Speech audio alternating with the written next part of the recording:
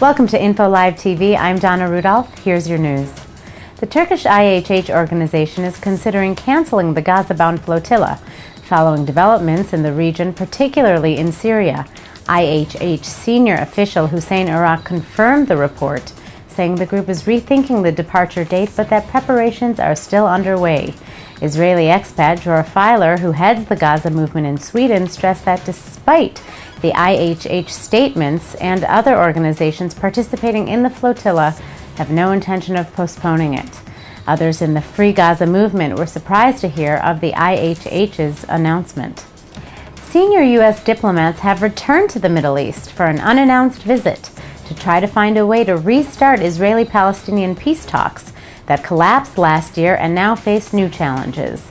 Dennis Ross and David Hale's visit is their first to the region since Special Mideast Envoy George Mitchell resigned last month after failing to break the negotiations deadlock. The first big challenge for the U.S. envoys is to find a formula for talks that would entice the Palestinians to drop their bid for unilateral recognition of a Palestinian state at the United Nations in September. Peace talks launched in September after a 2-year breakdown collapsed just 3 weeks later after an Israeli moratorium on Jewish settlement building in the West Bank expired. Since then, the Palestinians have forged ahead with plans to seek UN recognition for a state with or without a peace deal with Israel. That effort faces major obstacles, not least because the United States, which opposes it, has veto power on the Security Council. Ilan Grapel, the 27-year-old who was arrested in Cairo on Sunday on suspicion of spying for Israel's external intelligence agency, the Mossad. Israel has denied the charge. Adel al-Sayed, the spokesperson of Egypt's Attorney General's office, has accused the Israeli-American of trying to help stir internal division, violent protests, chaos, and a security vacuum in Egypt. Grapel's parents spoke briefly on the phone with their son after a U.S. consular visited him at the prosecutor's office in Cairo on Monday. In asking him how he feels, he said, "I feel okay." The consular said Washington has, as of yet, not informed an opinion on the charges because it had only preliminary information.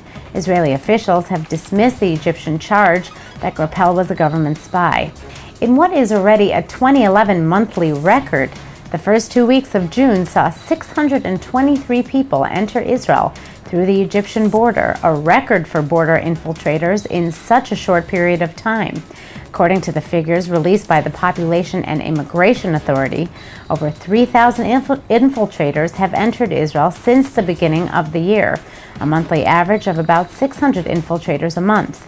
June has surprised that mark in just its first 2 weeks. And coach Erez Edelstein has returned for his second term of coaching Hapoel Tel Aviv basketball. His last term was in 2003 and 2004, which was one of their best seasons to date. Last night, when speaking to the governing body, Edelstein commented on how he was excited to get the call, and he just knew he wanted to come back as coach. Edelstein has signed on for 3 years. Thank you for joining us. I'm Donna Rudolph. See you Sunday.